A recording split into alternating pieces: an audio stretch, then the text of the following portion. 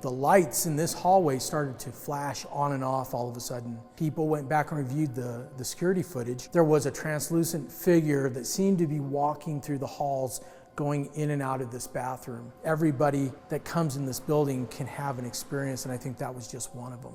Sometimes when we'd be sitting in class, the door would just slowly close or slowly open, and our teachers would just be like, oh, don't mind that, it's just the ghost. Pocatello High School wasn't just a high school. It was a gathering place. People would come here and have picnics on the lawn. They had parades. There were all kinds of things going around this building. This room is known as the heart of Pocatello High School. And the reason why is because after the fire, there was a part of the building that was actually salvaged, and this was it. And something very interesting happened here.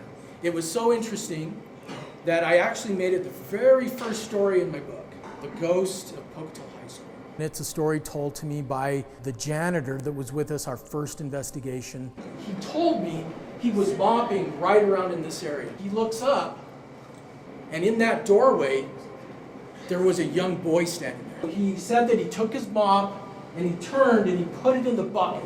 And when he turned around, the boy was gone.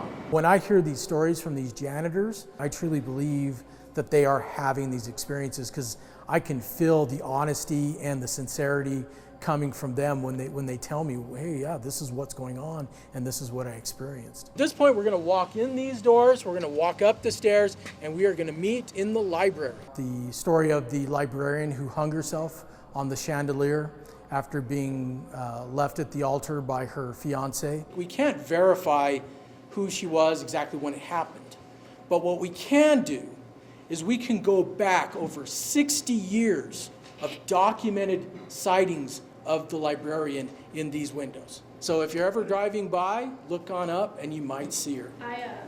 He saw actually cleaned up the building, locked up, was standing out on the sidewalk out front, turned back and saw the librarian up in the window. Never came back here. It scared him so bad.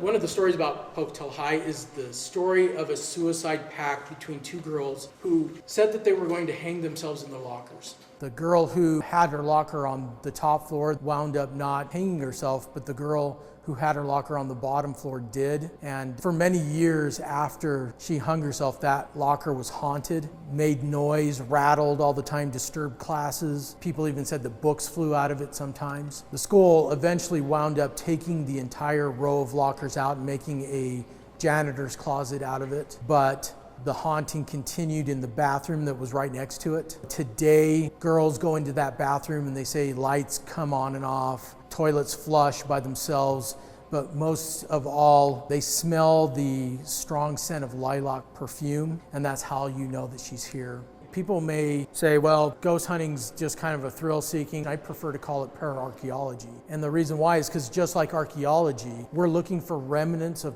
human behavior. And if ghosts do exist, if spirits do exist, that's what we're finding. If there is somebody in this building, it's because this building meant something to them and they choose to be here.